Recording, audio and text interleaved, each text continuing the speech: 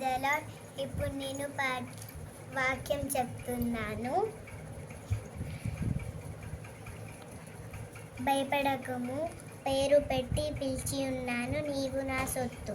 అంటే ఏ పాపాలు వచ్చినా, ఏ సమస్యలు వచ్చినా కానీ భయపడద్దు. భయపడితే మన సమస్యలు అస్సలు తీరవు. ఏడ్చుకుంటూ కన్నీరు కాస్తూ మన యేసయ్యని ప్రార్థించాలి. అలా అయితేనే మన పాపాలన్నీ తీరిపోతాయి, మన సమస్యలు అన్నీ తీరిపోతాయి.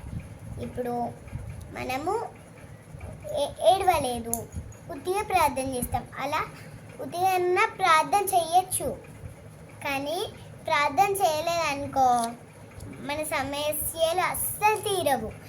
కన్నీరు కార్చుతూ ప్రార్థన చేయాలి, అప్పుడు సమస్య అన్నీ తీరిపోతాయి. ఇప్పుడు మేము కూడా చాలా ఇబ్బందిలో ఉన్నాం.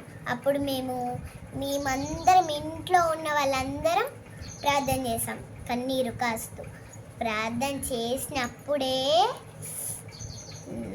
అప్పుడు సమస్యలన్నీ తీరిపోయినాయి. ఇప్పుడు చిన్నపిల్లలు నేను చర్చికి రాను అని ఇబ్బంది పెడుతూ ఉంటారు, కానీ పెట్టడం వల్ల యేసయ్యకి మనం అంటే ఇష్టం ఉండదు. ఏదన్నా గలీజ్ పని చేశారనుకో,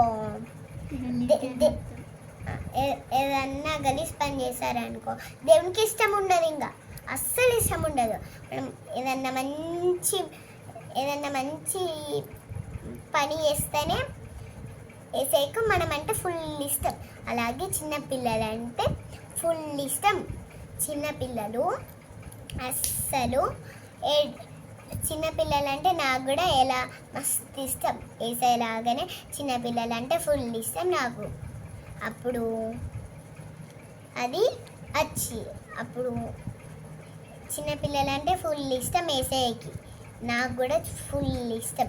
అప్పుడు మీరు ఏదన్నా తప్పు మాట చేశారనుకో, అబద్ధము, ఏదన్నా పిచ్చి పనులు చేశారనుకో, అస్సలు యేసయ్యకంటే ఫుల్ ఇష్టం లేదు, అస్సలు ఇష్టం లేదు యేసయ్యకి.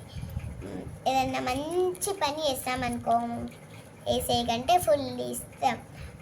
పిల్లలు, ఇప్పుడు నేను ఫస్ట్ క్లాస్లో మంచిగా పోవాలని ప్రార్థన చేయండి. మా తమ్ముడు కూడా యూకేజీలో మంచిగా చదువుకోవాలని ప్రార్థన చేయండి.